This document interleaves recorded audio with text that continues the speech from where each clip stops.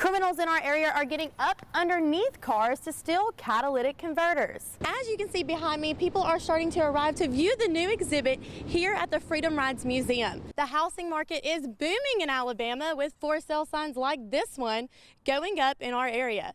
And so are mortgage rates. Cameron's mother said no one had a fire extinguisher the day that her son's car caught on fire. Gas prices are skyrocketing in the state of Alabama. 1 year ago, the average was $2.85 a gallon.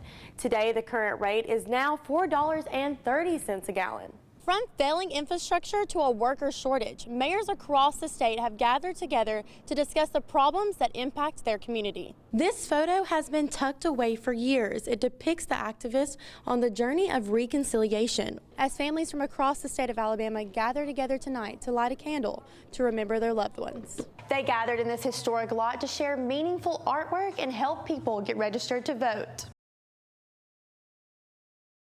The cost of gasoline is at an all-time record high across the United States. We're checking every gas station because you can just see that 2 blocks away there's a different price in every one.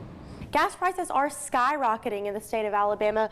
1 year ago, the average was $2.85 a gallon. Today, the current rate is now $4.30 a gallon. They're way too high.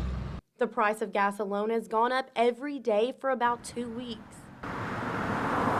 It has increased 18 cents in the past 7 days. These stations are trying to maximize profits, and so you're probably going to pay a little bit more for gas. Clay Ingram with AAA explains that we can expect prices to get even higher this Memorial Day. He encourages the public to price shop, make sure tires are properly inflated, and limit your travel by possibly combining your errands. Angelica Butine, WSFA-12 News.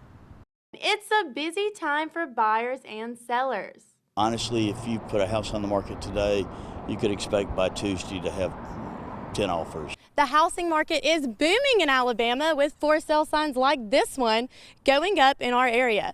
And so are mortgage rates. Rates are now up to 5%. The highest they've been since 2011. For every 1% increase, it's about $10,000 to $20,000 in buying power, so affordability may go down a little bit. Bo Evans with the Montgomery Area Association of Realtors explains, hiring an agent will help make the process easier for buyers and for sellers, since buyers are in a more competitive market. It was very difficult when we first booked our agent, because she would send us a home and we'd fall in love with it, and then the next day it went under contract. And so it was kind of a roller coaster of being excited and disappointed. This market can feel hectic. For buyers, Evans suggests locking down your rate as soon as possible. You need an open mind when searching for a home. For sellers, if you are thinking of selling, now's the time to do it, to get top dollar. Not to say by the end of the year you won't be able to get top dollar. It just may take a little longer. Time you don't want to waste in this busy market. Angelica Butine, WSFA-12 News. Amazing Grace was Gardner Cameron's favorite song. The 16-year-old lost his life in a car crash. He was an active member of the Elmore County High School Band, and now they remember him. And that was one of his favorite songs. He used to sing it all the time, and it was a good way to honor him.